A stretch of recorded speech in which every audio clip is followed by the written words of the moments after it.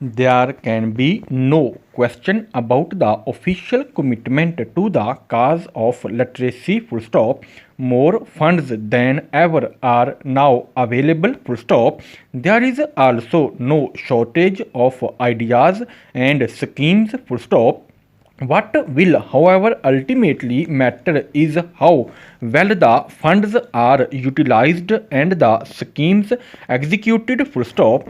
For instance, a good part of the money that we invest in building schools, training teachers, and increasing the primary level enrollment is wasted because of the high dropout rate, it is more than 50%. Full stop. What are we going to do to stop this drain in the future? Question mark. There are two ways to stanch this endless educational bleeding. Full stop. One, we must have a more functional primary level syllabus for rural children, it should be relevant to the agrarian and vocational needs of the population of the areas in which the schools are located. Full stop. It is only then that parents would find it worthwhile not to withdraw their children from school. Full stop.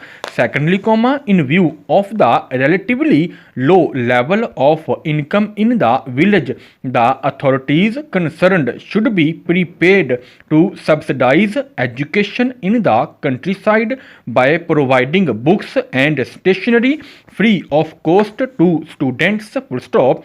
It is equally important to ensure that the number of schools planned to be built really come up and funds are not simply cornered by unscrupulous education department functionaries running ghost schools. Full stop. There is a concomitant need to expand training facilities for teachers who will be needed in larger numbers to run the new schools. Full stop.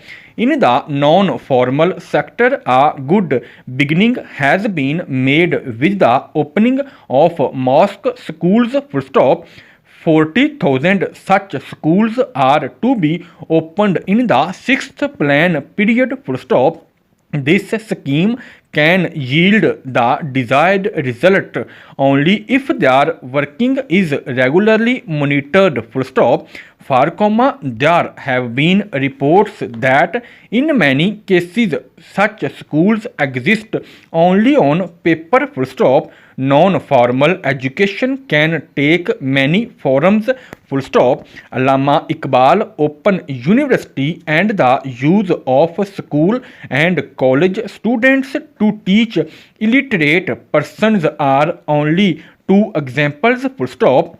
Another useful idea would be to set up a national literacy corps composed of unemployed educated youth who would be paid a fixed monthly allowance to carry out a sustained literacy campaign in rural areas. Full stop. The private sector too has a big role to play in the spread of education in the country. Full stop.